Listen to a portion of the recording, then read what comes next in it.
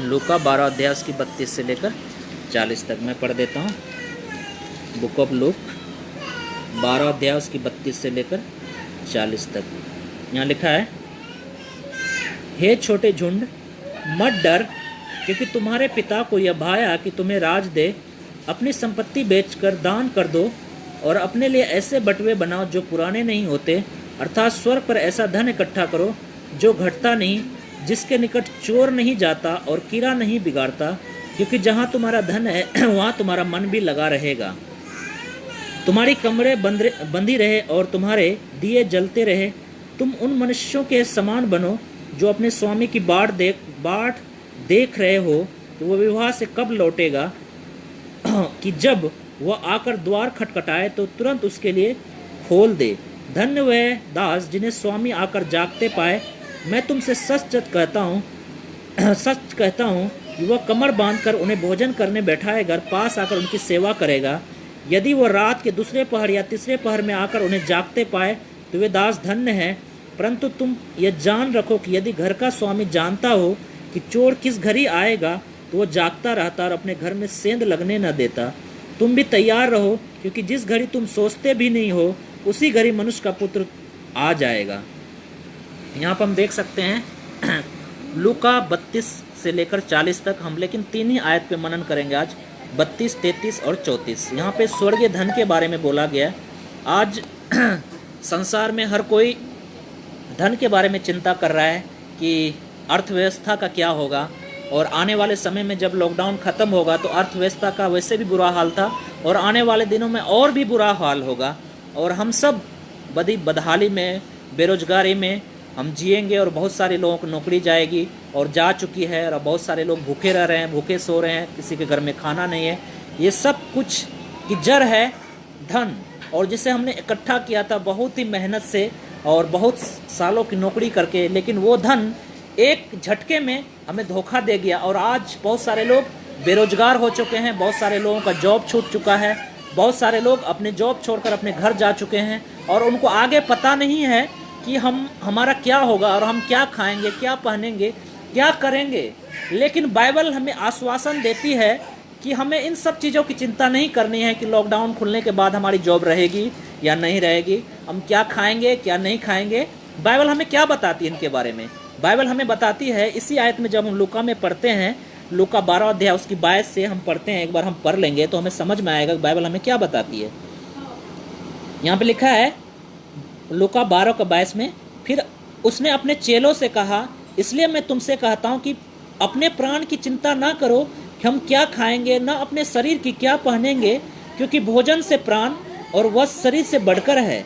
कौवों पर ध्यान दो, वे न बोते हैं न काटते हैं, न उनके भंडार और न खत्ता है, तो भी परमेश्वर उन्हें पालता है।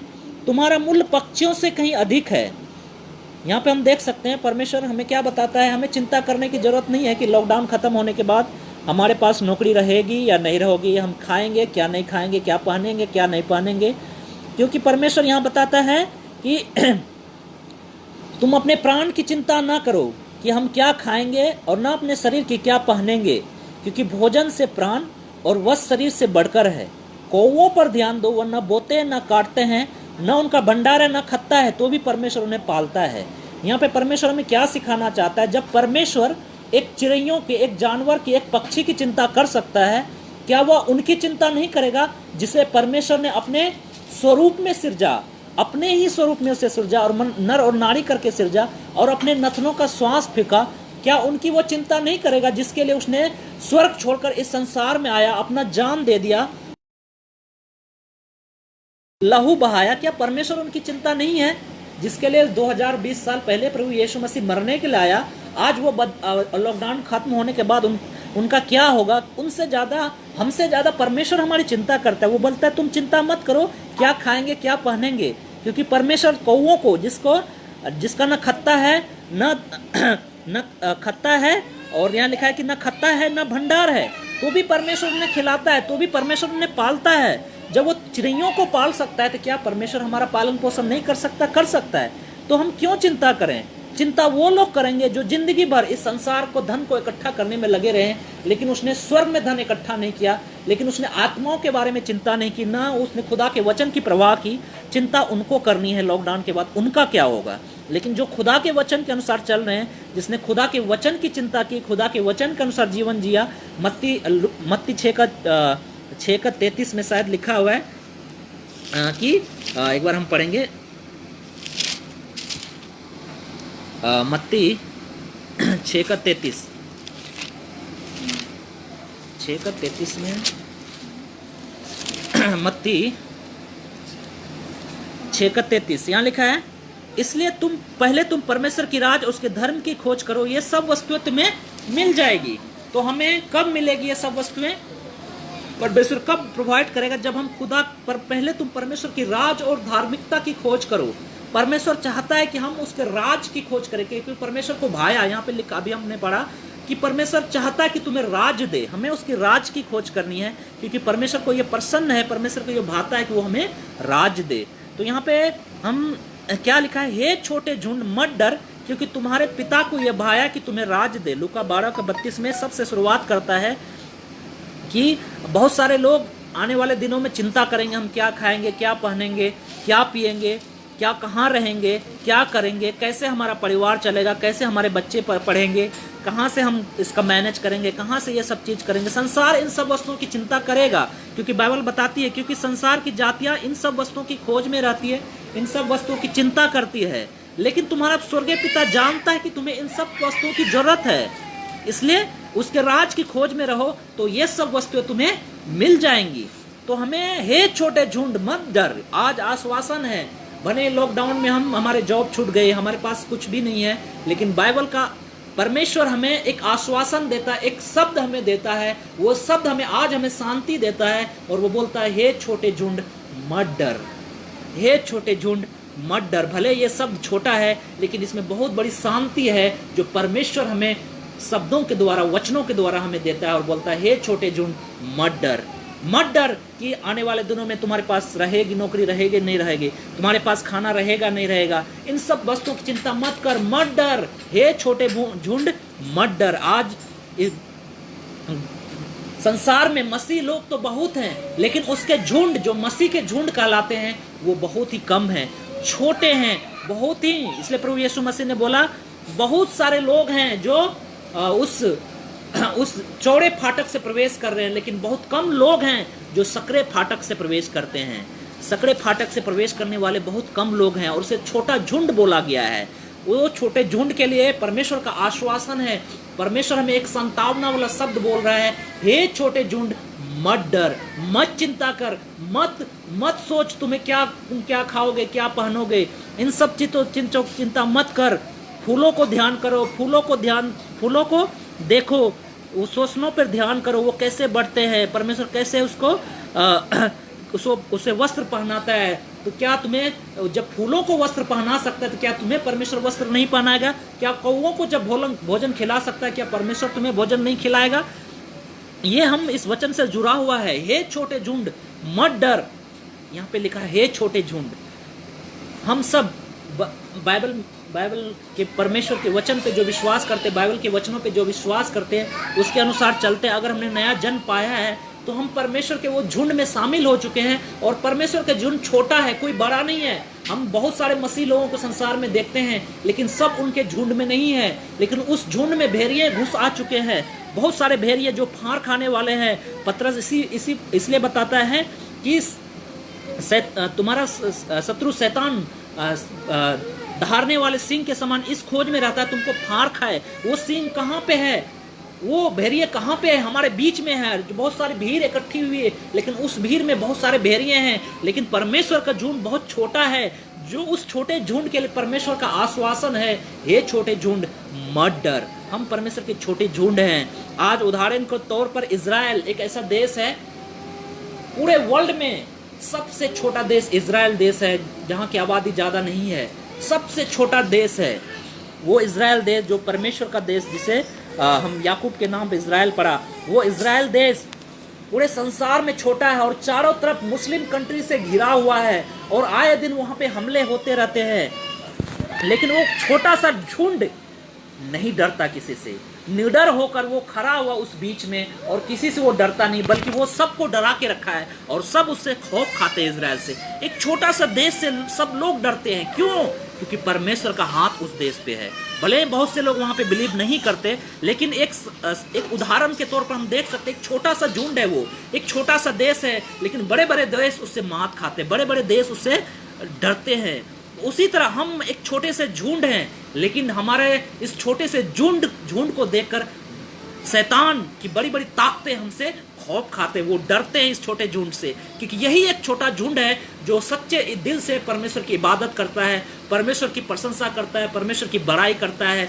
भले वो घर में रह के करता है, भले वो एक छोटी सी झुंड 2 या 3 लोग मिलकर इकट्ठा होकर प्रार्थना करते हैं, परमेश्वर ऐसे लोगों से प्रसन्न होता है, ना कि ऐसे लोगों से जो लोगों को दिखाने के लिए बड़ी बड़ी सभाएं करते हैं, बड़े बड़े आराधना करते हैं, बड़े बड़े वर्शिप के सॉन्ग गाते हैं। ऐसे लोगों से खुदा खुश नहीं होता है। खुदा उनसे खुश होता है जो छोटे झुंड है, जो सच में खुदा की इबादत करते हैं, सच में खुदा से प्रसन्न होते हैं।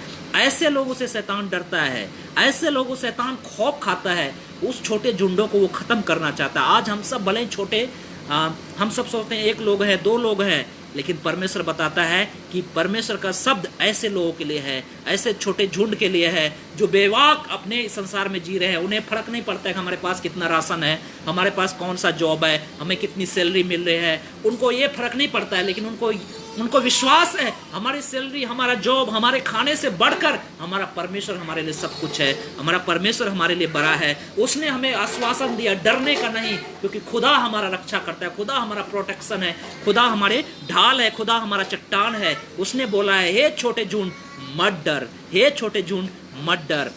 हम पढ़ेंगे पहला राजा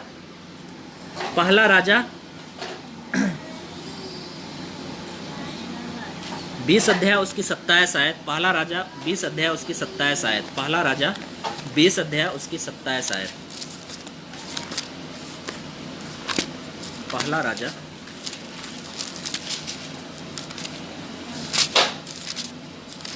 पहला राजा 20 अध्याय उसकी 27 आयत को हम पढ़ेंगे। पहला राजा 20 अध्याय उसकी 27 आयत। पहला राजा 20 अध्याय उसकी 27 आयत को जब हम पढ़ेंगे, यहाँ पे लिखा है पहला राजा 20 अध्याय उसकी 27 आयत। यहाँ लिखा है, इस्राएली भी इकट्ठे किए गए और उनके भोजन की तैयारी हुई, तब वे उनको सामना करने गए और इस्राएली उनके सामने डेरे डालकर बकरियों के 2 छोटे झुंड से देख पड़े, परंतु अरामियों के देश से भर गया।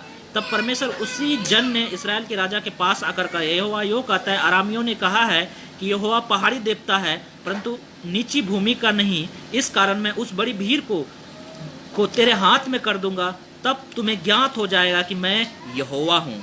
यहाँ पर हम देखते हैं कि उन लोगों को लगा, अरामियों को लगा कि ये तो बकरी के समान एक छोटा सा झुंड है, ये हमारा क्या बिगाड़ सकता है। लेकिन परमेश्वर बोलता है कि मैं यहोवा उस इज़राइल का पहाड़ी देवता हूँ, और इस अरामियों की इस बड़ी भीड़ को मैं इज़राइल के हाथ में कर दूंगा। तो हम यहाँ पे हम देख सकते हैं कि संसार में हमें लोग भले ही तुच्छ समझे, भले ही हम छोटा समझे, लेकिन परमेश्वर की नज़र में हम बहुत बड़े हैं, क्योंकि हमारा परमेश्वर बड़ा है, हमारा परमेश्वर सामर्थी है। हम देख सकते हैं कि फिरौन की सेना, इतनी बड़ी सेना इजरायलियों के पीछे पड़ी हुई थी, और आगे लाल समुंदर था, बीच में वो खड़ा था। अब उन लोगों को सूझ नहीं रहा था वो क्या करेगा। फिर उनकी सेना सोचा अब हमने इसे पकड़ लिया है, लेकिन परमेश्वर जो हमारा सामर्थ्य है, मूसा ने बोला चुपचाप रहो, डरो मत, आज तुम परमेश्वर के उद्धार को देखोगे, आज तुम खुदा के उद्धार को देखोगे। उसी तरह हमें आज डरने की जरूरत नहीं है, चाहे समस्या कितनी भी बड़ी क्यों ना हो, हमारा परमेश्वर उससे भी कहीं बड़ा है। हमारा परमेश्वर समस्याओं के नीचे नहीं, हमारा परमेश्वर समस्याओं के ऊपर है। इसलिए हमारा परमेश्वर बोलता है डरो मत, हे छोटे झुंड डरो मत कि लॉकडाउन खुलने के बाद क्या होगा, आने वाले दिनों में क्या होगा। उन्हें हमसे डरने की जरूरत नहीं है, क्योंकि हमारा परमेश्वर हमारे साथ है, वो हमारा रक्षा करता है, वो हमारी अगुवाई करता है, वो हमारा भेड़ का चरवाह है। हे छोटे झुंड मत डर। वो क्यों? क्योंकि वो हमारा अच्छा चरवाह है। एक जो चरवाहा होता है, जिसे पैसे देकर नौकरी पे रखा जाता है भेड़ों की रखवाली करने के लिए, वो जब तक उसे पैसा मिलता है तब तक वो भेड़ों की अच्छी रखवाली करता है। जब उसको पैसे कम मिलने लगते हैं तो वो भेड़ों पे ध्यान नहीं देता। लेकिन हमारा यीशु ऐसा नहीं है, वो पैसे लेकर हमारी रखवाली नहीं करता है, बल्कि उसने हमसे निस्वार्थ प्रेम किया। हमने पाप किया, हमने गुनाह किया, हमने उसे अपने पाँव से रौंदा, फिर भी उसने हमारे लिए जान दे दी। वो हमारे एक अच्छा चरवाहा बन के आया। हम पढ़ेंगे यूहन्ना 10 अध्याय, यूहन्ना 10 अध्याय, यूहन्ना 10 अध्याय आयत से हम पढ़ेंगे। यूहन्ना 10 अध्याय उसकी 1 आयत से, यूहन्ना 10 अध्याय उसकी 1 आयत से यहाँ लिखा है, मैं तुमसे सच सच कहता हूं कि जो कोई द्वार से भेड़शाला में प्रवेश नहीं करता परंतु किसी दूसरी ओर से चढ़ जाता है, वो चोर और डाकू है। परंतु जो द्वार से भीतर प्रवेश करता है वो भेड़ों का चरवाहा है। उसके लिए द्वारपाल द्वार खोल देता और भेड़ें उसका सब सुनती है, और वो अपनी भेड़ों को नाम लेकर बुलाता है और बाहर ले जाता है। जब वो अपनी सब भेड़ों को बाहर निकाल चुकता तो उनके आगे आगे चलता है, और भेड़ें उसके पीछे पीछे हो लेती है, क्योंकि वे उसका शब्द पहचानती है। परंतु वो पराये के पीछे नहीं जाएंगी, परंतु उससे भागेगी, क्योंकि वो पराये को शब्द नहीं पहचानती। यीशु ने उससे दृष्टांत कहा, परंतु वे न समझे, क्योंकि ये बातें वे जो वो हमसे कहता है।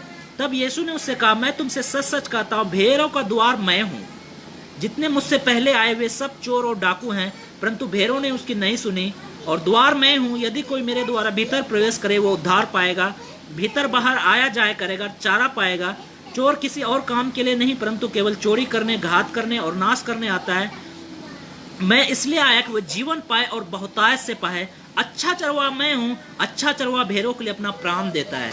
यहाँ पर हम देख सकते हैं यूहन्ना 10 अध्याय उसकी 11 आयत के अनुसार क्यों हम नहीं डरें, क्यों हमें डरने की जरूरत नहीं है, क्योंकि हम सब पहले भटकी हुई भेड़ों के समान थे। हमारा कोई रखवाला नहीं था, जो जिसकी मर्जी आए तो वो करते थे। हम दुखों में पड़े हुए थे, हम भटक रहे थे, हम निराशा में थे, हताशा में थे। लेकिन अब हमें अच्छे चरवाहा के पास हम आ गए, हम भेड़ों के रखवाले के पास आ गए हैं। यूहन्ना 10 अध्याय उसके 11 आयत बताता है हमें डरने की क्यों जरूरत नहीं है, क्योंकि अच्छा चरवाहा यीशु मसीह के पास हम आ गए हैं। अच्छा चरवाहा मैं हूँ, और अच्छा चरवाहा भेड़ों के लिए अपना प्राण देता है। हम डरने की जरूरत नहीं है, क्योंकि यीशु मसीह हमारा अच्छा चरवाहा है। वो हमारे लिए अपना प्राण दे गया है, हमारे लिए अपना जीवन दिया है, इसलिए हमें डरने की जरूरत नहीं है। वो हमारे मौत से हमारी रक्षा की, हमें अनंत काल का जीवन दिया है, तो आने वाले परिस्थितियों से भी हमें वो निकालेगा और हमारी हर एक विपत्तियों से वो हमारी रक्षा करेगा। क्यों? क्योंकि यीशु हमारा अच्छा चरवाहा है। यीशु अपने भेड़ों के लिए अपना प्राण देता है। पौलुस भी बताता है, मुझे तेरे लिए कुरिन्थियों तेरे लिए अपना लहू भी बहाना पड़े तो मैं खुशी से अपना लहू भी बहा सकता हूँ, क्योंकि अच्छा चरवाहा अपने भेड़ों के लिए अपना प्राण देता है। हम सब अच्छे चरवाहा बने। यीशु मसीह हमारा अच्छा चरवाहा था। हम भी जिसको सिखाते उनके लिए एक अच्छे चरवाहा का उदाहरण पेश करें, और उनके लिए जितना हो सके हम उनके लिए करने की कोशिश करें, क्योंकि ये अच्छे चरवाहे का एक उदाहरण है। तो यहाँ पे बाइबल बताती है, हे छोटे झुंड मत डर। क्यों नहीं डरे? क्योंकि यीशु हमारा अच्छा चरवाहा है, और अच्छा चरवाहा ने मेरे लिए अपना प्राण दिया है, इसलिए हमें डरने की जरूरत नहीं। भले संसार की नजर में हम छोटे झुंड हैं, भले ही लोग हमें एक दो लोग समझते रहे, ये 2 लोग मसीह लोग क्या करेगा, लेकिन यही छोटे झुंड के लिए परमेश्वर का आश्वासन है, डरो मत, मैं तुम्हारे साथ हूँ। डरो मत हे छोटे झुंड, डर मत, क्योंकि मैं तुम्हारे साथ हूँ। हम यहाँ पे पहली बात, मसीह झुंड इन संसार में बहुत छोटा है। ये बकरियों की तरह दो छोटे बकरियों की तरह, जैसा आरामियों को लगा रहे, ये 2 छोटे झुंड बकरियों की तरह झुंड है। इसको तो हम तुरंत जीत लेंगे, लेकिन परमेश्वर बोलता है मैं पहाड़ी देवता हूँ, मैं वो उन सब को तुम्हारे हाथ में कर दूंगा। और यहाँ पे हमें दूसरी बात, हमें डरने की जरूरत नहीं है, क्योंकि हमारा चरवाहा अच्छा चरवाहा है। वो अच्छा चरवाहा अपने भेड़ों के लिए अपना प्राण दिया है, इसलिए हमें डरने की जरूरत नहीं है। और परमेश्वर सभी मसीह लोगों के लिए राज देता है, इसलिए हमें डरने की जरूरत नहीं है। यहाँ लिखा है, हे छोटे झुंड मत डर, क्योंकि तुम्हारे पिता को यह भाया कि तुम्हें राज दे। पहले यह बताता है, डरो मत, छोटे छोटे बातों के लिए चिंता मत करो। हम क्या खाएंगे, क्या पिएंगे, क्या पहनेंगे, इन्हीं सब चीजों में लगे रहोगे। परमेश्वर से तुम्हें इनसे भी बढ़कर देना चाहता है। परमेश्वर तुम्हें राज्य देना चाहता है। तुम अभी तक रोटी के लिए चिंता कर रहे हो, कपड़े के लिए चिंता कर रहे हो, घर बनाने की चिंता कर रहे हो, ऐसे तो संसार भी चिंता करते हैं। परमेश्वर तुम्हें इनसे बढ़कर देना चाहता है। यहाँ लिखा है, हे छोटे झुंड मत डर, क्योंकि तुम्हारे पिता को भाया, तुम्हारे पिता को अच्छा लगा, तुम्हारे पिता को खुशी हुई कि तुम्हें राज दे। परमेश्वर हमें राज्य देना चाहता है, लेकिन हम मसीह लोग क्या चिंता करते, प्रभु हमें रोटी दे दे, प्रभु हमें कपड़ा दे दे, प्रभु हमें मकान दे दे। खुदा बोलता है, हे छोटे जून मत डर, इन सब वस्तुएं मैं तुम्हें दूंगा, लेकिन मैं तुम्हें इनसे भी बढ़कर देना चाहता हूँ। मेरे पिता को भाया, यीशु मसीह बोलता है मेरे पिता को भाया, परमेश्वर को भाया, जिस तरह उसने मुझे राज दिया वो राज मैं तुम्हें दूं। यहां लिखा है, यीशु मसीह बोलता है क्योंकि तुम्हारे पिता को यह भाया, तुम्हारे पिता को, यीशु मसीह बोलते तुम्हारे पिता को, तुम्हारे परमेश्वर को ये भाया कि तुम्हें राज दे। अब हमें डरने की जरूरत नहीं है, हम छोटी छोटी बातों की चिंता नहीं करें। कभी भी ये मत बोले प्रभु हमें रोटी दे दे, प्रभु हमें कपड़ा दे दे, प्रभु हमें ये दे दे, क्योंकि परमेश्वर बोलता है ये सब चीज़ों की चिंता मत करो, मैं कौओं को बिना बोले भोजन देता हूँ, फूलों को बिना बोले उसे कपड़े पहनाता हूँ, तो तुम्हें भी मैं भोजन दे सकता हूँ। तुम्हारा मूल चिड़ैयों से बढ़कर है, तुम्हारा मूल फूलों से बढ़कर है, तुम्हें यह सब चीजें दूंगा, लेकिन पहले तुम मेरे राज और धार्मिकता की खोज करो, क्योंकि मैं तुम्हें राज्य देने के लिए चाहता हूँ।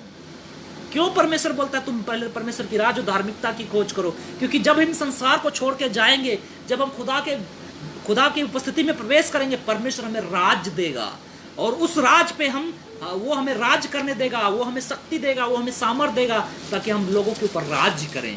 परमेश्वर हमें राज देना चाहता है, इसलिए परमेश्वर बोलता है पहले तुम सीखो, परमेश्वर की राज की खोज करो, क्योंकि पिता को भाया कि वो तुम्हें राज दे। हमें इन सब छोटी छोटी बातों की चिंता नहीं करना, अल्प विश्वासियों के समान हम नहीं करना है कि हमें ये दो हमें वो दो, क्योंकि संसार के लोग ऐसी चिंता करते हैं, लेकिन हमें परमेश्वर उनसे भी बढ़कर, रोटी कपड़ा मकान से भी बढ़कर हमें खुदा राज्य देना चाहता है। हम पढ़ेंगे पहला पत्रस 5 अध्याय उसकी 4 आयत, पहला पत्रस 5 अध्याय उसकी 4 आयत,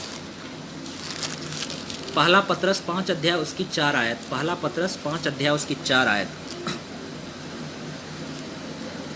यहाँ लिखा है, जब प्रधान पहला पत्रस 5 अध्याय उसकी 4 आयत, पहला पत्रस 5 अध्याय उसकी 4 आयत लिखा है कि जब प्रधान रखवाला प्रकट होगा तो तुम्हें महिमा का मुकुट दिया जाएगा जो मुरझाने का नहीं। क्या है? जब प्रधान रखवाला, जब यीशु मसीह प्रकट होगा तो हमें मुकुट देगा जो मुरझाने का नहीं। इस संसार में हम कपड़े खरीदेंगे, वो कपड़े पुराने हो जाएंगे, फट जाएंगे। हम भोजन खाएंगे, आज खाएंगे कल भूखे हो जाएंगे। इस संसार में हम घर बनाएंगे, जैसे अल्फान, एक तूफान आया है अम्फान, कितने लोगों का घर बर्बाद हो गया, फसल बर्बाद हो गया, और उसने सोचा था कि इस धान काटेंगे तो हम इस धान से बहुत सारे अपना घर बनाएंगे, बच्चे को कपड़े खरीदेंगे, स्कूल का फीस देंगे, सब कुछ उसने सोच के रखा था। लेकिन एक तूफान उसके सारे सपनों पे पानी फेर दिया। लेकिन याद रखे, संसार की हर वो चीज पुरानी हो जाएगी, हर वो चीज खत्म हो जाएगी, क्योंकि बाइबल बताती है संसार और उसकी वस्तुएं समाप्त हो जाती है, पुरानी होती जाती है, खत्म होती जाती है, लेकिन जो खुदा के वचन पे बना रहता है वो सर्वदा स्थिर रहेगा, वो कभी नहीं मुरझाएगा, क्योंकि उसने परमेश्वर के जीवित वचन के द्वारा नया जन्म पाया है। हम मुरझाने का नहीं, हमें एक ऐसा मुकुट दिया जाएगा जो मुरझाने का नहीं, जो खत्म नहीं होगा। हमें एक ऐसा भोजन दिया जाएगा कि हम कभी वो भोजन खाकर कभी भूखे नहीं रहेंगे। हमें एक ऐसा जल वहां पे मिलेगा जिसके पीकर हम कभी प्यासे नहीं होंगे। तो हमें परमेश्वर, जब प्रधान रखवाला प्रकट होगा तो हमें एक ऐसा मुकुट दिया जाएगा जो मुरझाने का नहीं। इस संसार में हमें हर चीज वो प्राप्त करते हैं, सांसारिक चीजें, हम कई बार उस चीजों को प्राप्त करके भी दुखी हो जाते हैं, लेकिन खुदा जो वो चीज मुकुट देगा हम उससे वो जो मुकुट देगा वो अनंत काल का मुकुट, वो कभी मुरझाएगा नहीं।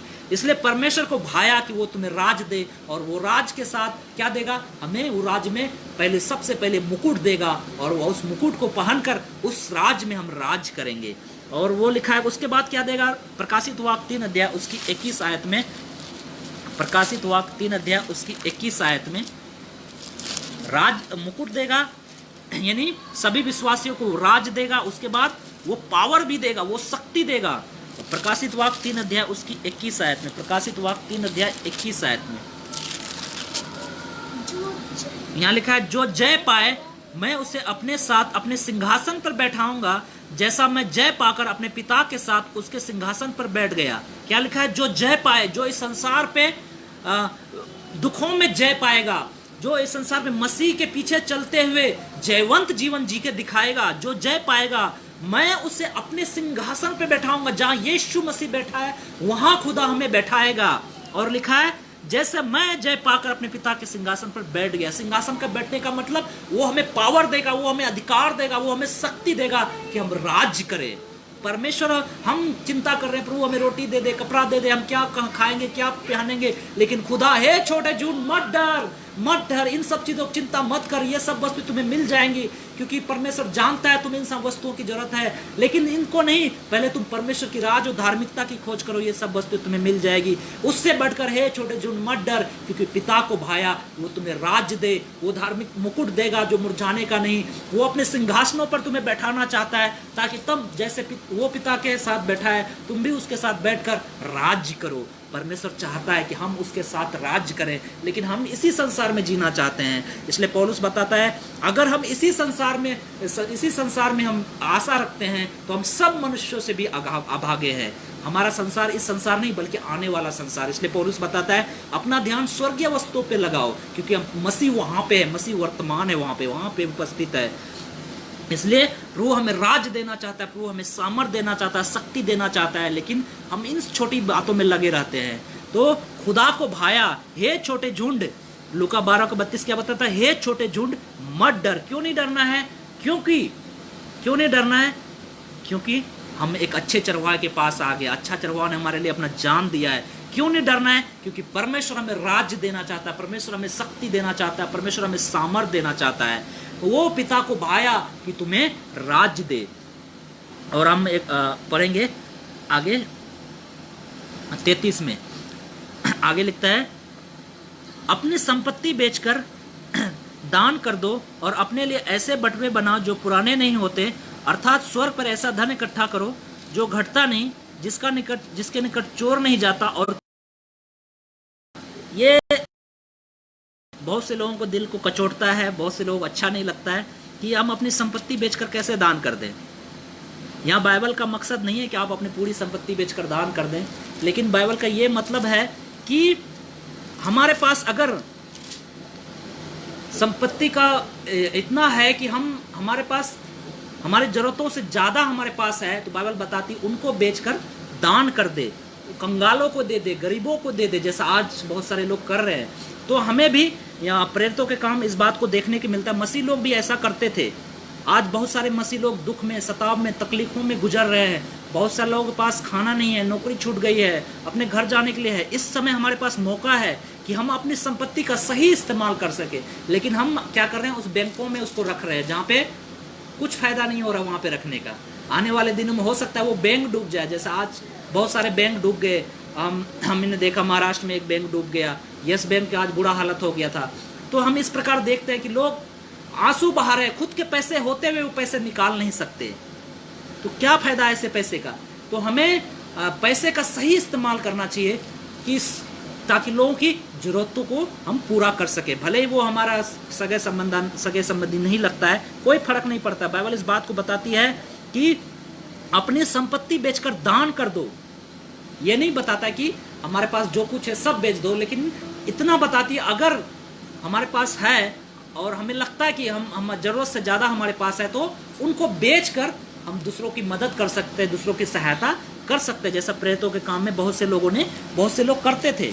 हम पढ़ेंगे प्रेरितों के काम 2 अध्याय उसकी 45 आयत। प्रेरितों के काम 2 अध्याय उसकी 45 आयत। प्रेरितों के काम 2 अध्याय उसकी 45 आयत।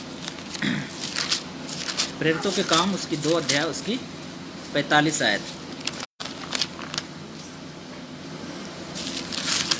यहाँ लिखा है वे अपनी संपत्ति और सामान बेच कर जैसा जिसकी आवश्यकता होती थी बांट दिया करते थे। यहाँ पर हम देख सकते हैं, ये नहीं लिखा है कि उसने अपनी पूरी संपत्ति बेच दी, लेकिन लिखा है कुछ वो अपने संपत्ति और सामान बेचकर जैसा जिसकी आवश्यकता होती थी बांट दिया करते थे। यहाँ पर हम देख सकते हैं एक मसीह लोगों का दिल देख सकते हैं, किस प्रकार वो दूसरे मसीह लोगों की मदद करते थे कि अपनी संपत्ति, अपना सामान बेचकर, अगर पैसे नहीं होते थे वो अपनी संपत्ति बेच देते थे, अपना सामान बेच देते थे, कि ऐसा करके वो क्या करते थे, जैसा जिसकी आवश्यकता होती, जो अगर जरूरतमंद है उसको बांट दिया करते थे।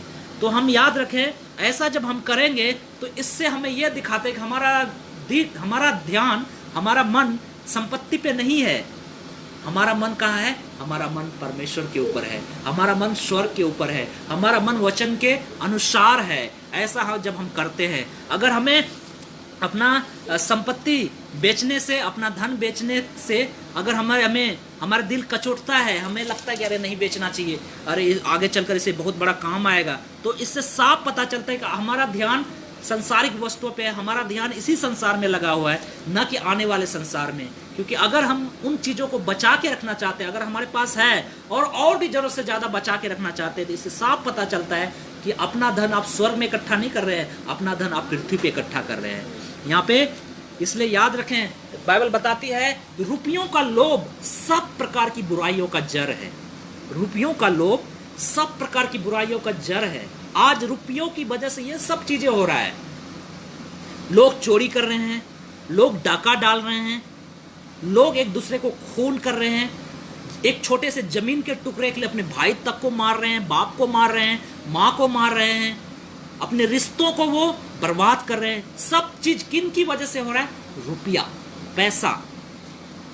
एक पैसे की वजह से अफेयर हो रहे हैं, बहुत सारी चीजें। इन सब चीजों का जड़ क्या है? बाइबल बताती है रुपयों का लोभ। ये नहीं बताता कि पैसा, ये नहीं बताता कि पैसा बुराइयों का जड़ है। पैसा बुराइयों का जड़ नहीं है। रुपयों, पैसों का लोभ बुराइयों का जड़ है। लालच बुराइयों का जड़ है। हम लालच करते हैं, हमारे पास है, अरे और चाहिए, और चाहिए, और चाहिए। 1 लाख रुपए बैंक में है, 2 लाख और चाहिए। इसका 3 लाख कैसे बनना है, इसका 4 लाख कैसे बनना है। कभी ये नहीं सोचते हैं कि इस रुपयों का सही इस्तेमाल कैसे किया जाए, सही लोगों तक कैसे पहुंचाया जाए। जो जरूरतमंद है मैं उनकी मदद करूंगा। अभी हम एक भाई, हमारा भाई है, भाई रबनीश है, वो अपने शायद दोस्त को लेके आ रहा था इसी जयपुर हाईवे से। तो बहुत सारे लोग रास्ते में चल रहे थे, तो उसने देखा इतनी धूप में पैदल चल रहे हैं और बच्चों को लेकर चल रहे हैं, अपनी वाइफ को लेकर चल रहे हैं, पैदल चले जा रहे हैं अपने घर की ओर। तो वो भाई को देख कर रहा नहीं गया। वो भाई कार रोका, अपने दोस्त को बोला आप बैठे रहो कार में, मैं थोड़ा इनसे बात करता हूँ। सबसे पहले भाई रमनीश भाई ने उनसे बात की और बात करके उनको पूछा कहाँ जा रहे हो। तो बोलता, कोई बोलता मैं बिहार जा रहा हूँ, कोई बोलता यूपी जा रहा हूँ। तो आप इतनी दूर पैदल कैसे जाओगे? बोलता भैया क्या करेंगे, खाने को नहीं है, नौकरी चली गई है, हम क्या करेंगे, कैसे रहेंगे? यहाँ रहेंगे तो वैसे मरेंगे, घर जाएंगे तो थोड़ा कुछ हो जाएगा, वहाँ पे रहेंगे तो कोई हमारे खेती बाड़ी करके कुछ कर लेंगे। तो भैया बोलता भैया इतनी पैदल कैसे जाओगे, कुछ खाने को है, पैसे है? बोलता कुछ भी नहीं है, 2 महीने से हम पड़े हुए हैं, ना पैसा ना कुछ है, इसलिए तो हम जा रहे हैं। तो रमनीश को रहा नहीं गया, उसने देखा कि कैसे हम इसकी मदद करें। तो उस समय उसके पास में पर्च में कुछ 500 रुपये के नोट पड़े हुए थे। तो उसने जैसा जितना लगा उसने हर नोट जो भी उसके पर्स में पड़े हुए थे 500 के, सबको एक नोट दे दिया। खासकर स्त्री लोगों को, जो लेडीज लोग थे उनको उसने दिया 500 के लोग। और अंत में बहुत सारे लोग उसे मांगने आए, अंत में उसका नोट खत्म हो गया। तो देखा भैया, बोलता भैया मेरे पास नोट खत्म हो गए। तो उसने कुछ चॉकलेट टॉफियाँ थी उनको निकाल कर बच्चे को दिया। तो वो कार से निकल कर वो चले गए। और जब जाएगा उसने बोला, उन लोगों ने बोला भैया आप मेरे लिए भगवान हो, ये हो वो हो। तो किस तरह वो गरीब लोग, कितना एक आनंद की बात होता है जब हम दूसरों की मदद करते हैं। एक खुशी आती है कि हम दिखाने के लिए नहीं, उस भाई ने दिखाने के लिए नहीं, बल्कि उनको दुख हुआ कि ये लोग पैदल चल रहे हैं, कैसे जाएंगे इतनी दूर। वो दिखाने के लिए नहीं कर रहे थे। बहुत सारे लोग आज मदद कर रहे हैं, कैमरे पे आ रहे हैं और वो फोटो खिंचवा रहे हैं, सेल्फी ले रहे हैं, वो दिखाने के लिए करते हैं। वो भाई ने दिखाने के लिए नहीं किया, उनके हृदय में सच में उसके प्रति एक दया आई। प्रभु यीशु मसीह के अंदर एक दया आई जब उसने बड़ी भीड़ को देखा, इतने दिन से भूखे और प्यासे मेरे पीछे चल रहे हैं। बाइबल बताती है कि प्रभु यीशु मसीह को उनके ऊपर तरस आया और बोला कि हे तुम ही इनके लिए खाने का, अपने चेलों को बोला तुम इनके लिए खाने का प्रबंध करो। प्रभु यीशु मसीह को उनके ऊपर तरस आया और बोला कि मेरे पास इतनी रोटियां नहीं कि इनके लिए खाने का प्रबंध करो। तो 5 रोटी 2 मछली से उसने कई लोगों को खाना खिलाया। तो प्रभु यीशु मसीह उन भेड़ों से उनका कोई लेना देना न, बल्कि उनका विश्वास उतना नहीं था उनके ऊपर, लेकिन फिर भी उन भीड़ की उसने चिंता की। आज भी हमें लोगों की चिंता करनी, जो लोग सड़क पे पैदल चल रहे हैं, जो भीड़ की भीड़ भूखे लड़ रहे हैं, सिर्फ हम अपना पेट भरने में नहीं रहे। अगर हमारे पास है, जरूरत से ज्यादा ईश्वर ने दिया है, परमेश्वर ने दिया है, उनको सही मौका है, आज हमें उस रुपयों से उनकी मदद कर सकते हैं। ऐसा करने से आप दिखा सकते हैं कि मेरा भरोसा इन रुपयों पे नहीं है, मेरा भरोसा खुदा के ऊपर है। स्वर्गीय धन, अपना धन हम स्वर्ग में इकट्ठा कर रहे हैं। तो भाई रमनीश के पास जब पैसे खत्म हो गए तो भाई ने चॉकलेट बांटना शुरू कर दिया। चॉकलेट खत्म हो गए तो वो धीरे धीरे अपने गुड़गांव की ओर, अपना उसका गुड़गांव में घर है, तो वहाँ जाने लगा अपने दोस्त के साथ। और जब कुछ दूर जाके जाता तो उसने एक पैकेट में हाथ दिया तो वहाँ पे कुछ 500 रुपये नोट पड़े हुए थे। तो जैसे वो देखा नोट तो है 500-500 रुपये, फिर उसने गाड़ी बैक की और जो लोग पैदल चल रहे थे, जो लेडीज लोग थे, उनके पास गया, तो जो नोट पड़े हुए थे वो भी उसने बांट दिए। यानी जितना उसके पास 500 रुपये का नोट था, सब नोट उसने बांट दिया। उसने ये नहीं चिंता की आगे का कैसे, पैसा है नहीं, घर पे नहीं है, नहीं, उनके अंदर क्या था कि मैं इनकी मदद करूँ। वो हृदय उसके अंदर कहाँ से आया? क्योंकि उसने परमेश्वर से सीखा है, क्योंकि उसने खुदा से सीखा है कि हमें दूसरों पे तरस खाना है, दूसरों की मदद करनी है, क्योंकि हमारा परमेश्वर दूसरों पे तरस खाता था। इसलिए परमेश्वर बोलता है, परमेश्वर टूटे और कुसे मन वालों को उद्धार करता है। भजनकार बताता है, जो कंगालों को सुधी लेता है, उनकी मदद करता है, परमेश्वर उनकी मदद करता है, परमेश्वर उनकी रक्षा करता है, परमेश्वर उसे रोगों से चंगा करता है जो ऐसा काम करता है। इसलिए यहाँ पे लिखा है कि बाइबल बताती है, रुपयों का लोभ सब प्रकार की बुराइयों का जड़ है। आज लोग रुपयों से रुपया बनाने की कोशिश कर रहे हैं, ना कि गरीबों की मदद कर रहे हैं। अगर आज लोग गरीबों की मदद करते, जो लोग बेरोजगार है उसे नौकरी देते, तो शायद आज संसार में ना गरीबी रहता, ना लोग चोरी करते, ना लोग डकैती करते।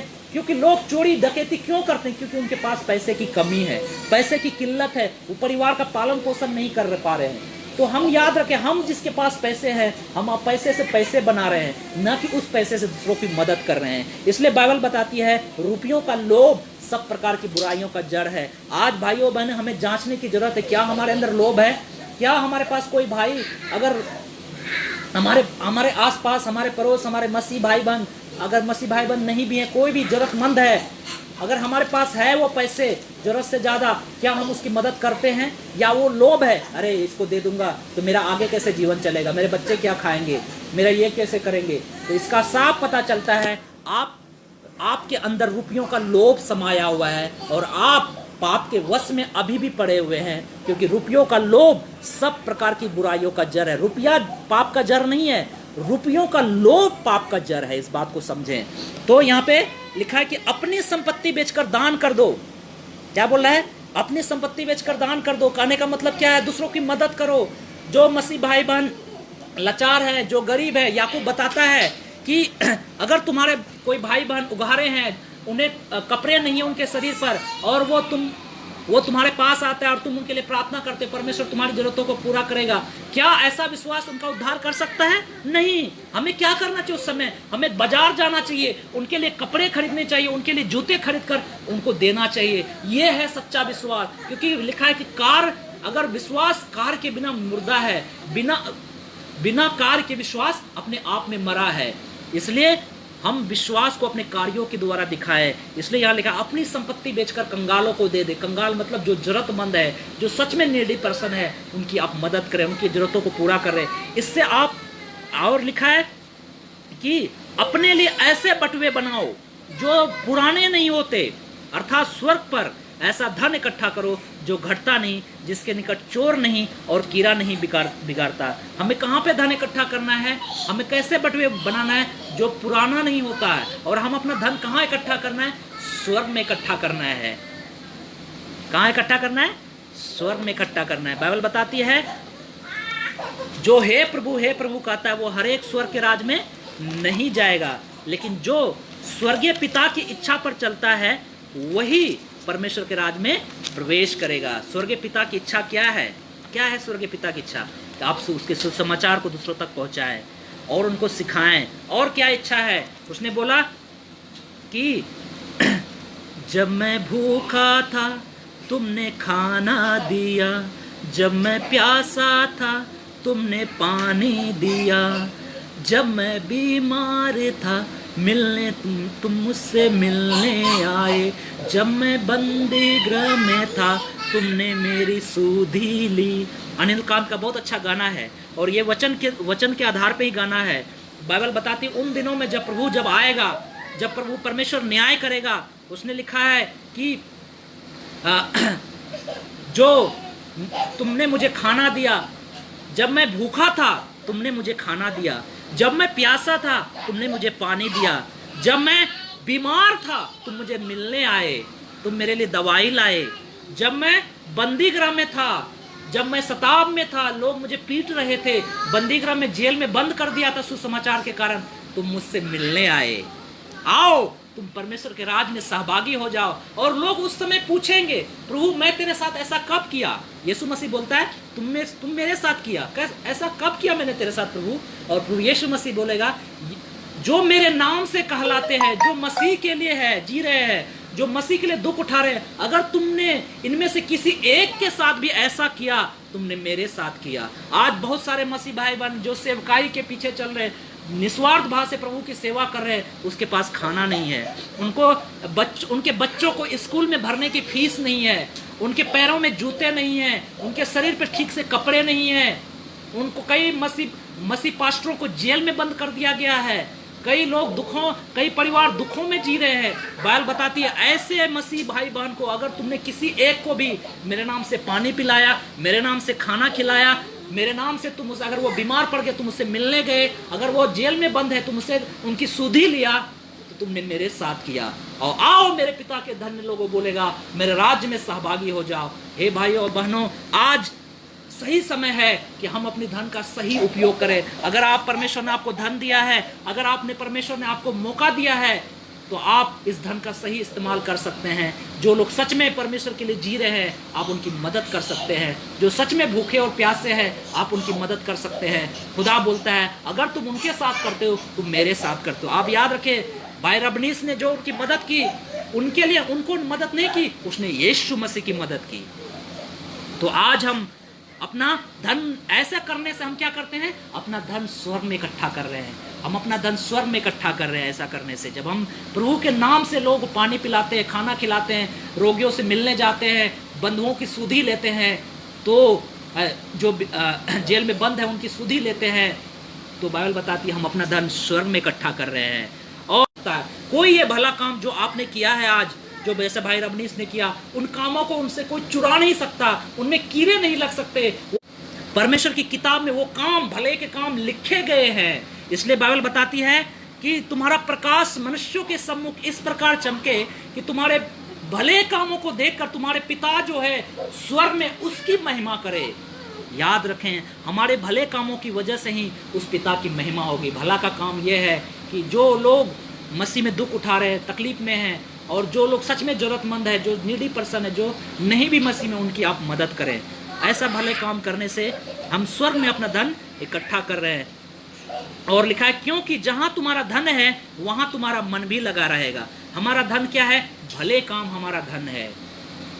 बाइबल बताती है कि जो भला करना जानता है अगर वह ना करे तो वह उनके लिए पाप है। याकूब लिखता है जो भला करना जानता है, अगर आप जानते हैं कि मसीह भाई बहन प्यासे है, अगर उसको पानी पिलाना चाहिए, अगर आप पानी पिलाने नहीं जाते हैं तो आप पाप कर रहे हैं। अगर आप जानते हैं एक मसीह भाई बहन उसके बच्चे कई दिन से स्कूल नहीं जा रहे, उसके फीस भरने के पैसे नहीं है, और आपको पता है मेरे पास पैसे हैं, मैं उनको मदद कर सकता हूं, अगर आप नहीं कर रहे हैं, बाइबल बताती है आप पाप कर रहे हैं। अगर आपको पता है कोई मसीह भाई बहन सुसमाचार के कारण जेल में बंद हैं, आप उससे मिलने नहीं जाते, उनकी सुधि नहीं लेते, उनके परिवार की सुधि नहीं लेते, बाइबल बताती है आप पाप करते, क्योंकि आप जानते हैं कि हम भला करना काम, ये भलाई का काम हमें करना चाहिए, लेकिन ऐसा नहीं करते हैं तो आप पाप करते हैं। आप याद रखें, भलाई के द्वारा ही परमेश्वर पिता की लोग महिमा करेंगे।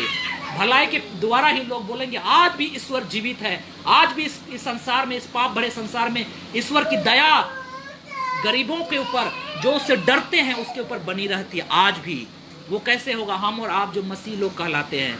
इसलिए याद रखें, जहां तुम्हारा धन है वहां तुम्हारा मन लगा रहेगा। आज हमारा धन क्या होना चाहिए? भले काम हमारा धन होना चाहिए। लेकिन मसीह भाई बहन भी आज संसारिक धन को वो धन समझते हैं, लेकिन बाइबल में असलियत में हमारा धन क्या होना चाहिए? हमारा भला काम।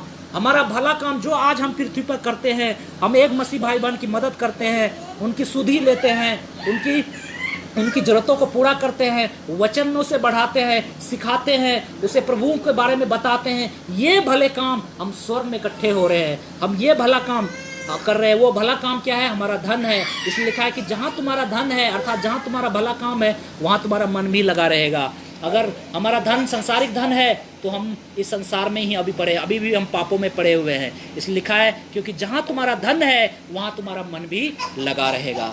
अगर हमारे पास धन है, हमें क्या करना है? हमें दान करना है। कंगालों की सुधि लेना है। हमने बताया क्यों लेना है, क्योंकि बाइबल बताती यदि हम एक व्यक्ति के साथ भी ऐसा करते हैं, पानी पिलाते हैं, खाना खिलाते हैं, उसके सुधि लेते हैं, बंदीगृह में अगर कोई मसीह के सताव के कारण दुख झेल रहे, उनकी सुधि लेते हैं, उनकी मदद करते हैं, उनको प्रोत्साहित करते हैं, किसी को वचन बांटते हैं, सिखाते हैं, प्रचार करते हैं, ऐसा अगर करते हैं तो वो आप उनके लिए नहीं कर रहे, आप प्रभु यीशु मसीह के लिए कर रहे हैं। और अपना धन आप स्वर्ग में इकट्ठा कर रहे हैं, क्योंकि हमारा धन वो संसारिक रुपया नहीं, हमारा धन क्या है? भला काम हमारा धन है। और वो भले काम करने से हमारा मन भी परमेश्वर में लगा रहेगा, क्योंकि लिखा है जहाँ तुम्हारा धन है वहाँ तुम्हारा मन लगा रहेगा। और हमारे भले काम को कोई चुरा नहीं सकता, उसमें कीड़े नहीं लग सकते, वो हमेशा बना रहेगा। इसलिए इस आयत को हम घर जाके और अधिक पढ़ें, परमेश्वर और अधिक आपको आशीषित करेगा, परमेश्वर और अधिक आपको बुद्धि दे, समझ दे। इस आयत को आप समझें और हमें डरने की जरूरत नहीं है, हमें बेवाक और बड़े ही हियात के साथ जीने की जरूरत है, क्योंकि प्रभु यीशु मसीह हमारे साथ है। उसने बोला, हे छोटे झुंड मत डर, मत चिंता कर क्या खाएंगे क्या पीनेंगे, क्योंकि पिता को यह भाया तुम्हें इससे भी बढ़कर राज दे। वो हमें राज देना चाहता है, वो मुकुट देना चाहता है जो मुरझाने का नहीं। वो हमें परमेश्वर के सिंहासन के दाहिने बैठाना चाहता है। और ऐसा तभी होगा जब हम दूसरों को सुधि लेंगे, मसीह के नाम से हम दूसरों को पानी पिलाएंगे, दूसरों की सेवा करेंगे, दूसरों को मदद करेंगे। जैसा प्रेरितों काम में देखते हैं कि लोग अपनी अपनी संपत्ति और सामान बेचकर दूसरों की मदद करते थे। लिखा है ऐसा करने से हमारा विश्वास इस संसार के धन पर नहीं, हमारा विश्वास परमेश्वर के वचन पर मजबूत होता जाएगा। और हमारा ध्यान इस संसार पे नहीं रहेगा, हमारा ध्यान स्वर्ग पे रहेगा जब हम ऐसा करेंगे। और दुर्भाग्यवश आज बहुत सारे मसीह भाई बहन ऐसा नहीं करते। उनको पता है इन मसीह भाई बहन दुख में है, तकलीफ में है, इनके पास जरूरत के कुछ भी सामान नहीं है, फिर भी वो क्या बोलते हैं? भैया मैं आपके लिए प्रार्थना करूंगा, प्रभु आपकी मदद करेगा। अब प्रभु स्वर्ग से थोड़ी आएगा मदद करने के लिए, प्रभु तो मसीह भाई बहन के द्वारा ही तो मदद करेगा। लेकिन मसीह भाई बहन क्या कर रहा है? भैया मैं आपके लिए प्रार्थना करूंगा। क्या ऐसा विश्वास उसका उद्धार कर सकता है? क्या लगता है आप ऐसे लोग उनका उद्धार हुआ है? मैं तो विश्वास नहीं करता हूँ ऐसे लोगों का उद्धार हुआ है जो ऐसी बातें बोलते हैं। बल्कि उन्हें यह बोलना चाहिए, भैया मैं आपकी मदद करूंगा, क्योंकि परमेश्वर ने मेरी मदद की है, परमेश्वर ने मेरा छुटकारा दिया है, परमेश्वर ने मुझे जीवन का जल दिया है, परमेश्वर ने हमारी सुधि ली है, तो मैं आपकी भी सुधि लूंगा। तो हमें ऐसा बनना चाहिए। ऐसा करते हुए हमें पता चलता है कि हमारा धन, हमारा मन इस संसार के धन पर नहीं, हमारा मन परमेश्वर के धन के ऊपर है। परमेश्वर का धन क्या है? भले काम करना। और वो अगर भले काम अगर जानते हमें करना चाहिए, अगर नहीं करते तो वो हम पाप करते हैं। इसलिए हम इस बात को याद रखें, इस बात को समझें कि भला काम ही हमारा असली धन है और उसको हम करने वाला बने, क्योंकि इसमें न चोर सेंध लगा सकता है, न कीड़ा इसमें लगेगा। ये धन स्वर्ग में इकट्ठा किया जा रहा है और जहाँ हमारा धन है वहाँ हमारा मन भी लगा रहेगा। प्रभु यीशु मसीह हमारी मदद करे इन बातों को समझने में। और एक बार फिर मैं इस आयत को पढ़ के हम समाप्त करता हूँ, 32, 33, 34। आप घर जाके और अधिक मनन कीजिए, प्रभु आपको और अधिक आशीषित करेगा और अधिक इन वचनों के द्वारा आपको समझाएगा क्या वो बताना चाहता है।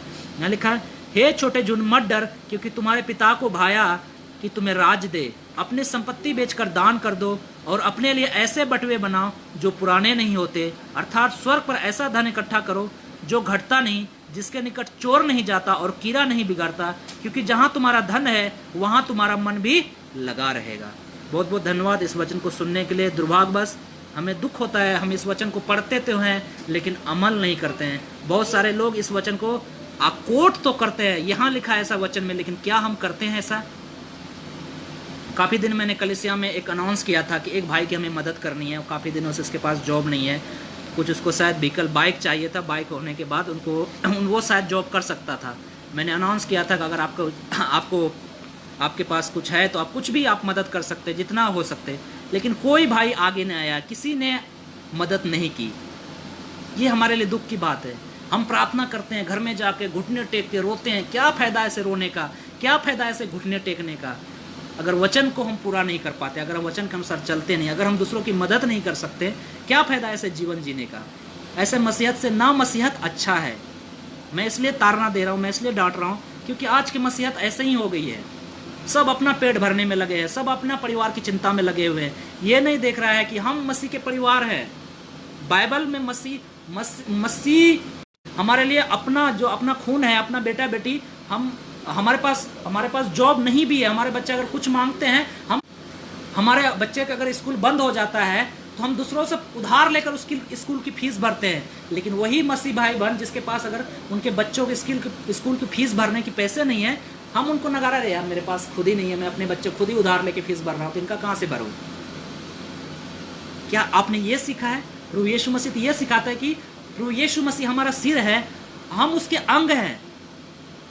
अंग क्या करता है? एक दूसरे की चिंता करता है। हम एक दूसरे के परिवार हैं, हम मसीह के परिवार हैं। और परिवार के लोग अगर चिंता नहीं करेंगे, क्या पड़ोसी आएंगे चिंता करने के लिए? क्या पड़ोसी आएंगे जरूरत पूरा करने के लिए? ऐसे मसीहत से ना मसीहत होना अच्छा है। इसलिए इस वचन को गंभीरता से लें। इस वचन को अगर गंभीरता से लेंगे तभी हमारा सच में मसीहत सक्सेसफुल होगा, तभी मसीह लोग बढ़ेंगे, तभी मसीह लोग सच में बढ़ेंगे। सच में जो सही मसीह लोग वो आएंगे, नहीं तो ऐसे अमीर मसीह लोग आएंगे और ऐसे चर्च में आएंगे, ऐसे खर्राटा लेंगे, फेसबुक देखेंगे, प्रचारक वहाँ वचन प्रचार कर रहा है, यहाँ मोबाइल पे फेसबुक देखेंगे, उसके बच्चे उधर गेम खेलेंगे और 1 घंटा प्रचार सुनकर चले जाएंगे। लेकिन जो सच में मसीह लोग हैं, जो सच में रियल में मेहनत कर रहे हैं, अगर हम उसकी मदद नहीं करेंगे, गाँव में ऐसे बहुत सारे लोग हैं जो सच में दूर दूर जाकर मसीह का प्रचार कर रहे हैं और साइकिल पे जाके प्रचार कर रहे हैं, अगर हम उन मसीहों की मदद नहीं करेंगे आज, तो सच में मसीह का प्रचार दूसरों तक नहीं पहुंचेगा। हम ऐसे ही अमीर लोगों की मदद करते रहेंगे जिनके पास ऑलरेडी पैसे हैं और उनके खत्तों में डालते रहेंगे, तो मसीह का प्रचार, सही मसीह का प्रचार नहीं पहुंचेगा। सही मसीह का प्रचार पढ़े तो काम 2:45 में लिखा है, लोग अपनी संपत्ति बेच कर जिनकी जो भी जरूरतें होते तो उनकी पूरा करते थे। आज मसीहत क्या है? चर्च वैसे ही अमीर हैं, उनके चर्च वैसे भी एसी लगा हुआ है और वो फर्नीचर लगा हुआ है और लोग और उसमें डाल रहे हैं, लाख रुपए करोड़ों रुपए दान दे रहे हैं। लेकिन जिसको सच में जरूरत है उनको कोई पूछ नहीं रहा है, उनको कोई नहीं दे रहा है। वो चाहता है मैं बढ़ूं, मैं प्रभु के लिए कुछ करूं, लेकिन कोई उनकी मदद ही नहीं कर रहा है। याद रखें, परमेश्वर उनकी मदद करेगा। परमेश्वर का सेवा लोगों की पैसों के द्वारा शुरू नहीं होता है, लेकिन परमेश्वर लोगों को इन वचनों के द्वारा समझाना चाहता है कि तुम खुद भी सीखा करो। मैंने वचन में सिखा दिया है, खुद भी सीखा करो, खुद भी एक दूसरे की मदद करो, बढ़ो। तुम अपनी ही चिंता मत करो। पौलुस बताता अपने हित से ज्यादा दूसरों की हित की चिंता किया करो। क्या हम ऐसा करते हैं? अगर आपके पास 10 रुपया है तो 10 रुपये में से आपके 5 रुपये की जरूरत पूरी हो सकती है, तो उस 5 रुपये से आप सोचो किन की जरूरत आप पूरा कर सकते हो, कौन सच में जरूरतमंद है, उनको आप बांट दो। उस विधवा कंगाल स्त्री से सीख सकते हो। उसके पास 2 दमड़ी थी, लेकिन वो 2 दमड़ी उसने डाल दिया ताकि जो सच में इस दमड़ी की जरूरत है, जो सच में भूखे हैं, उनकी आवश्यकता पूरी हो सके। तो हम ऐसे बने, हम इस वचन को सिर्फ पढ़ने वाला नहीं, इस वचन को अमल में लाने वाला बन सके। और प्रभु यीशु मसीह हमारा चरवाहा है, वो हमारी जरूरतों को पूरा करता है। वो कभी भी आपके खत्तों को घटी होने नहीं देगा, वो आपके खत्तों को भरा रखेगा, क्योंकि प्रभु यीशु मसीह हमारा चरवाहा है। उसने बोला डरो मत, हे छोटे झूठ डरो मत, अपनी संपत्ति बेचकर कंगालों को दे दे। प्रभु यीशु मसीह को भी चिंता है कि बहुत सारे लोग हैं, बहुत सारे ऐसे मसीह लोग हैं जो दुखों में तकलीफों में पड़े हैं, और हम मसीह का कर्तव्य बनता है कि उनकी मदद करें, उनकी सहायता करें। क्योंकि जहाँ हमारा धन है वहाँ हमारा मन लगा रहेगा। हमारा धन क्या है? भले काम हमारा धन है, वो स्वर्ग में हम इकट्ठा करते हैं। आइए हम अपनी आंखों को बंद करें, सरों को झुकाएं और प्रभु हमारी मदद करें और हम ऐसे ही प्रभु के काम में सर्वदा बढ़ते जाएं। धन्यवाद प्रभु जी सुंदर वचन के लिए, अद्भुत वचन के लिए। सच में परमेश्वर कितनी अद्भुत वचन है, इसमें हमारे लिए कितनी बड़ी आशीष छुपी हुई है, कितना बड़ा संतावना भरा शब्द है। हे छोटे झुंड मत डर, हमें डरने की जरूरत नहीं है, हमें बड़े हियाव के साथ जीने की जरूरत है। संसार डरा हुआ, आज सहमा हुआ है हमें क्या होगा नहीं होगा, लेकिन हमें डरने की जरूरत नहीं है, क्योंकि हमारा फिक्स है कि हमारा परमेश्वर है, हमारे साथ है, वो हमारी रक्षा करता है, वो हमारी परवाह करता है। हम जिएंगे तो मसीह के लिए, मरेंगे भी मसीह के लिए। जीना मसीह है, मरना लाभ है। हमें डरने की जरूरत नहीं है, क्योंकि परमेश्वर हमारी चिंता करता है। परमेश्वर बोलता है अन्य जाति लोग इन सब वस्तुओं की चिंता करते हैं, क्या कहेंगे, क्या पहनेंगे, क्या करेंगे। अन्य जाति लोग इन सब वस्तुओं की चिंता करते हैं, क्योंकि तुम्हारा परमेश्वर इन सब वस्तुओं को जानता है कि तुम्हारी आवश्यकता है। इसलिए परमेश्वर के राज और धार्मिकता की खोज करो तो ये सब वस्तुएं तुम्हें मिल जाएंगी। हे छोटे झुंड मत डर, क्योंकि तुम्हारे पिता को इससे भी ज्यादा भाया कि तुम्हें राज दे, वो धार्मिकता का मुकुट दे जो कभी मुरझाने का नहीं। वो अपने सिंहासन पर आपको बैठाना चाहता है। परमेश्वर इससे भी बड़ा आपको देना चाहता है। परमेश्वर चाहता है कि आप अपनी धन संपत्ति बेचकर कंगालों को दान कर दें। जो सच में मसीह में बहुत ही गरीब है, गरीब मसीह लोग हैं, कमज़ोर है, उनकी ज़रूरतें पूरी नहीं हो रहे हैं, आपके पास है तो आप उनकी ज़रूरतों को पूरा करें। ऐसा करते हुए आप अपना धन स्वर्ग में इकट्ठा कर रहे हैं। भले काम हमारा धन बनना चाहिए, और हमारा जहाँ हमारा धन होगा वहाँ हमारा मन भी लगा रहेगा। हमारा अगर धन भले काम है तो हमारा मन भी प्रभु यीशु मसीह में लगा रहेगा, न कि संसार के धन में। प्रभु हमारी मदद करे, क्योंकि प्रभु यीशु मसीह बताता है, अगर इस संसार में कोई भूखा है, कोई प्यासा है, कोई बंदीगृह में है, अगर तुम मेरे नाम से उनके किसी एक के साथ भी ऐसा करते हो, पानी पिलाते हो, खाना खिलाते हो, बंदीगृह में उनकी सुधि लेते हो, अगर कोई बीमार है उनसे मिलने जाते हो, तो तुम मेरे साथ करते हो। याद रखें, आप उन व्यक्ति के साथ नहीं कर रहे, आप यीशु मसीह के साथ कर रहे हैं, और परमेश्वर एक दिन आपका स्वागत करेगा। हे मेरे पिता के लोगों, मेरे राज में आ जाओ, मेरे सहभागी हो लो। हे भाई और बहनों, इन वचनों को सिर्फ पढ़ने वाला नहीं बल्कि अमल में लाने वाला बन सके। उस विधवा स्त्री के द्वारा हम सीखने वाले बन सके। उसके पास कुछ भी नहीं था, लेकिन जो कुछ भी था उसने उन चीज़ों से करके दिखाया कि कैसे हमें दूसरों की ज़रूरतों को ध्यान में रखना है, कैसे हमें दूसरों के हित की चिंता करनी है। उस स्त्री से आप सीख सकते हैं। वो इत्र लेके आए, वो इत्र पूरा भरा हो, वो चाहती थी उस इत्र से बहुत सारा पैसे कमा सकती थी, लेकिन वो इत्र को उसने परमेश्वर के चरणों में उंडेल दिया, उस इत्र को यीशु मसीह के सम्मुख उंडेल दिया, और प्रभु यीशु मसीह ने बोला जितना इससे बन सकता था उसने किया। हे भाई और बहनों, मैं ये नहीं बोल रहा कि आपके पास नहीं है तो आप फिर भी जबरदस्ती लगे रहो। मैं ये बोल रहा जितना आपसे बन सकता है, जितना आपसे बन सकता है आप उतना करें। यही तो मैंने कुछ समय पहले बोला था, आप लोगों को उस भाई की मदद करना है, उनको बाइक की जरूरत है, आपको पास जितना बनता है आप उतना दो। उस स्त्री ने वही किया। उन प्रभु यीशु मसीह ने बोला जितना इनसे बन सकता था उसने किया, और जहां कहीं भी अब सुसमाचार का प्रचार किया जाएगा, इस स्त्री के काम की चर्चा की जाएगी। याद रखें, अगर आप दूसरों की मदद करते हैं, खुदा स्वर्ग में आपकी चर्चा करता है, स्वर्ग में आपकी बड़ाई करता है। ये मेरे पिता के सच्चे लोग हैं, ये मेरे पिता के धन्य लोग हैं, स्वर्ग में आपकी बड़ाई होती है। प्रभु आप हमारी मदद करें, सहायता करें, हम सच में मसीह बने, सच में हम दूसरों की मदद करने वाला, दूसरों की चिंता करने वाला, जैसा पौलुस, पतरस, ये सब लोग चिंता करते थे। पौलुस बोला, हे कलीसियाओं, तुम गरीब है, उनकी मैं मदद कर सकूं। पौलुस को भी ये चिंता थी, गरीब मसीह की मदद किया जाए, उनकी हेल्प की जाए, ताकि वो प्रभु में महिमा करे। ये दूसरों को दिखाने के लिए नहीं करना है, हम जैसा प्रभु ने हमें सिखाया है, क्योंकि हमारा प्रभु भी चिंता करता था, प्रभु भी तरस खाता था, हमें भी तरस खाना चाहिए। अगर हमारे पास तरस नहीं है, हमारे पास चिंता नहीं है, अभी भी हम पापों में मरे हुए हैं, अभी भी हमारा नया जन्म नहीं हुआ है।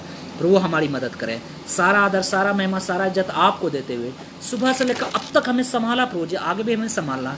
इस वचन के द्वारा हमें आशीषित किया, इसके लिए धन्यवाद। जितने भाई बहन इस वचन को सुना है, प्रभु आप उनकी मदद करें, इस वचन के अनुसार हम सब प्रैक्टिकली जीने वाला बन सकें। सब कुछ आपके प्रिय बेटे यीशु मसीह के नाम से मांगते हैं, आमीन। बहुत बहुत धन्यवाद इस वचन को सुनने के लिए। आइए हम एक अंतिम कोरस को गाएंगे, उसके बाद हम खत्म करेंगे।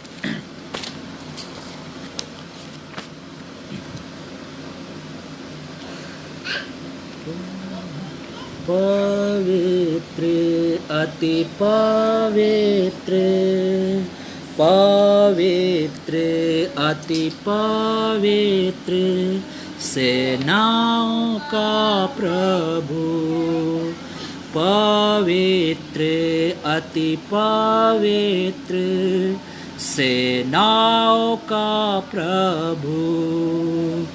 यशाया ने देखा प्रभु को ऊंचाई पर, बैठा सिंहासन पर, राजाओं का राजा। यशाया ने देखा प्रभु को ऊंचाई पर, बैठा सिंहासन पर, राजाओं का राजा। उसकी महिमा से मंदिर भर गया, दूतों ने गाया, पवित्र पवित्र अति पवित्र, सेनाओं का प्रभु।